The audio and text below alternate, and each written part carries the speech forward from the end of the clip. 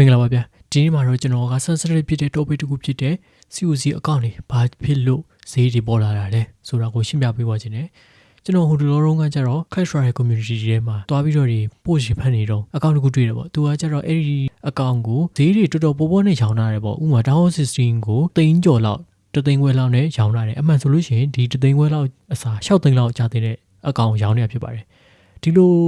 မျိုးအကောင့်တွေကကြတော့လေဒီလိုမျိုးဇီဘိုးနဲ့ရောင်းနေတယ်မျိုးပဲပေါ့အဲ့ဒါတွေဆိုလို့ရှိရင်ခဏခဏတွေ့ရတယ်ပေါ့ဒါကြောင့်မလို့ကျွန်တော်အနေနဲ့ကြတော့ဟုတ်ပြီဘာလို့ဒီလို COC အကောင့်တွေကြတော့ဈေးတွေပေါ်လာတာလဲ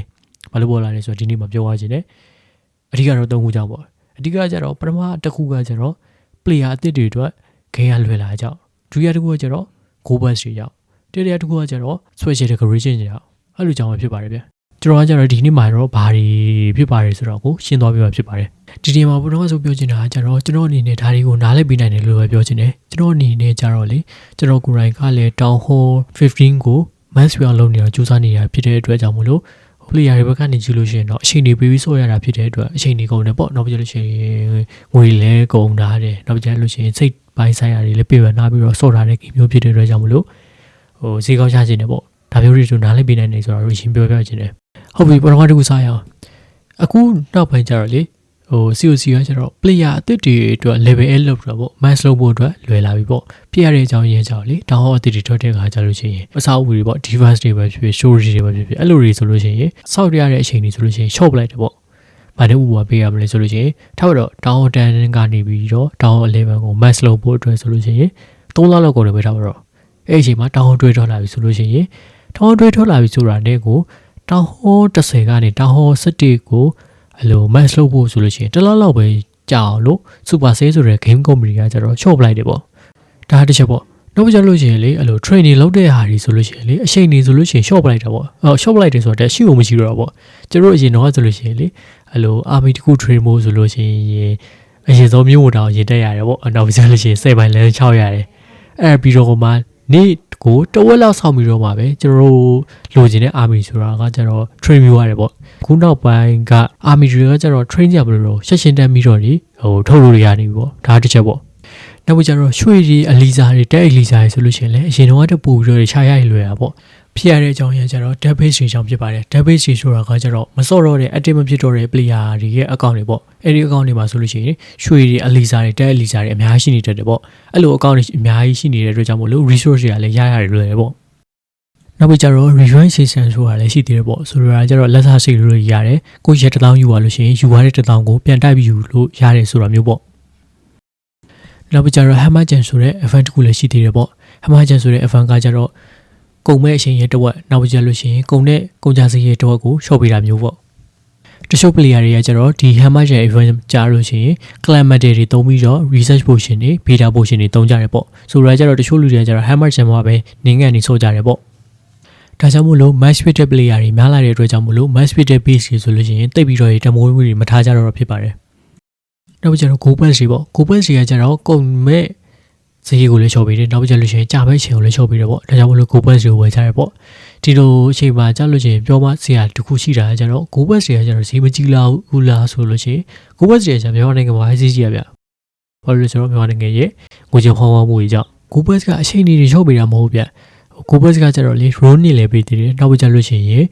season နဲ့ bank ဆိုတာလည်းရှိသေးတယ်ပေါ့ဒါမျိုးတွေရဲ့အတွက်ကြောင့်မလို့ goal pass ဆိုလို့ရှိရင်တားတွေဝယ်ကြတယ်ပေါ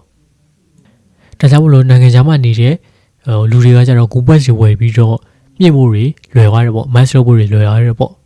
နိုင်ချင်မယ်ဆိုလို့ရှိရင်ထားပါတော့မြန်မာနိုင်ငံမှာဆိုလို့ရှိရင် goal pass ကို2000 3000တွေပေးပြီးဝယ်ရမယ်ဒါပေမဲ့တခြားနိုင်ငံတွေမှာဆိုလို့ရှိရင်တော့ပြန်တွက်ကြည့်လို့ရှိရင်မြန်မာငွေနဲ့ပြန်တွက်ကြည့်လို့ရှိရင်9000လောက်ပဲပေးပြီးတော့ goal pass ဝယ်လို့ရမယ်ပေါ့ဒါကြောင့်မလို့နိုင်ငံခြားနေတဲ့မြန်မာတွေကကျတော့ mass လုပ်ဖို့တွေလွယ်သွားတယ်ပေါ့ဈေးကုန်ကြသက်သာပြီးတော့မြင့်ရတယ်လွယ်သွားတယ်ပေါ့နောက်ပြီးကျတော့နိုင်ငံခြားက COC အကောင့်နဲ့မြန်မာနိုင်ငံရဲ့ COC အကောင့်နဲ့တူတူပဲဒါပေမဲ့နိုင်ငံခြား COC အကောင့်ကကျတော့မြင့်ရတယ်လွယ်တယ်ဖြစ်တဲ့အတွက်ကြောင့်မလို့ပို့ပြီးဈေးတွေပေါ်တယ်ပေါ့ဒါကြောင့်မလို့မြန်မာနိုင်ငံ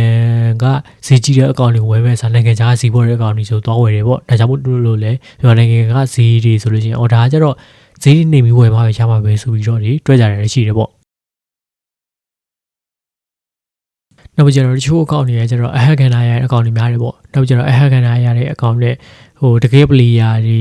အတီတရားစောနေတဲ့အကောင့်တွေအတူတူပဲမလို့အခါရတဲ့အကောင့်ဈေးတွေနဲ့နိုင်ရှိပြီးတော့မြန်မာဈေးတွေဆိုလို့ရှိရင်နှိမ်ကြတယ်ပေါ့မြန်မာအကောင့်တွေဆိုဈေးနေပြီးတော့ဝယ်ကြတယ်ပေါ့နောက်ပြီးကြတော့စီးပွားရေးပိုင်းတွေမှာဆိုလို့ရှိရင်ရှားတဲ့အရာတွေဆိုလို့ရှိရင်ပို့ပြီးတံမိုးကြီးကြီးကြတယ်ပေါ့ဥပမာရွှေတွေဆိုလို့ရှိရင်စိတ်နေဆိုလို့ရှိရင်ရှားတယ်ဒါကြောင့်မို့လို့တံမိုးရှိပါတယ်ဈေးတွေကြီးပါတယ်ဈေးတွေပေးဈေးကြီးတွေပေးပြီးတော့လည်းဝယ်ရပါတယ်ဆိုပြီးဖြစ်သွားတာပေါ့မန်စလိုတဲ့အကောင့်တွေကများနေတဲ့ခါကြလို့ရှိရင်မန်စလိုတဲ့အကောင့်တွေကိုဆိုဈေးချော့ပြီးဝယ်ကြတယ်ပေါ့ဒါကြောင့်မလို့ပါခုနောက်ပိုင်းရှားလာတွေကြတော့ legendary skin တွေနောက်ကြလို့ရှိရင် collect တွေပေါ့ scenery တွေ skin တွေပေါ့အဲ့လိုမျိုးတွေကရှားလာတယ်ပေါ့နောက်ကြလို့ရှိရင်ရှားလာတွေကြတော့ Christmas တွေတွေရှားလာတယ် Halloween decoration တွေရှားလာဖြစ်တဲ့အတွက်အဲ့ဒါတွေပါတဲ့အကောင့်တွေဆိုလို့ရှိရင်ပတ်စံတွေပို့ပြီးတော့ဝယ်ကြတယ်ပေါ့နောက်ကြတော့ Christmas တွေတွေ Halloween decoration တွေဒါတွေကြတော့ဘာလို့တန်ဖိုးရှိရလဲဆိုလို့ရှိရင်ပြန်ပြီးမရနိုင်တော့လို့ပါနောက်ကြလို့ရှိရင် WWE နဲ့ collect လုပ်တဲ့အခါတော့ဆိုလို့ရှိရင် skin တွေရတယ်နောက်ကြလို့ရှိရင် scenery ရတယ်ပေါ့အဲ့ဒါတွေကကြတော့ super cycle rank ကဒါတွေကပြန်မထည့်တော့ပါဘူးဆိုပြီးတော့ပြောရတယ်ပေါ့ဒါကြောင့်မလို့ကျွန်တော်အနေနဲ့ကိုယ့်အကောင့်ရတော့မယ်ဆိုလို့ရှိရင်ဒါတွေရှိမရှိစစ်ထားတင်တယ်လို့ပြောချင်တယ်နောက်ကြတော့ပွဲစားတွေရဲ့အပြစ်လဲပါပါတယ်ဟုတ်ပါတယ်ပွဲစားတွေရဲ့အပြစ်ပါကျွန်တော်ကကြတော့ဒီလူတွေကိုလည်းထည့်ပြီးပြောမှာပါပဲပွဲစားတွေကကြတော့လေအဲ့လိုဈေးတွေနှိမ်ပြီးရောင်းကြတယ်ဈေးတွေနှိမ်ပြီးရောင်းပြီးတော့ပြန်ရောင်းတဲ့အခါကျလို့ရှိရင်ဈေးတွေအမြင့်နေတယ်ပြန်ရောင်းကြရပေါ့အဲ့လိုနဲ့ပဲသူတို့ကအမြတ်တွေရကြတယ်ပေါ့ဒါကြောင့်မလို့သူတို့အနေနဲ့ဈေးကတော့နှိမ်ကိုနှိမ်ပါပဲဒါကြောင့်မလို့ကျွန်တော်တို့အနေနဲ့လေဈေးကွက်တစ်ခုကိုကိုယ့်ဘာသာကိုတတ်မှတ်လိုက်တာပဲကောင်းမယ်လို့ပဲမြင်တယ်ဗျဒါကြတော့ကျွန်တော်အမြင်ပါဟုတ်ပြီကျွန်တော်အမြင်လည်းပြောပြပါဆိုတော့အမြင်မတူလို့ရှိရင်အောက်မှာ comment လေးတွေဝင်ရေးပေးခဲ့ကြပါအောင်နောက်ကြလို့ရှိရင်သဘောကျတယ်ဆိုလို့ရှိရင် like subscribe လေးပဲလုပ်ကြပါအောင်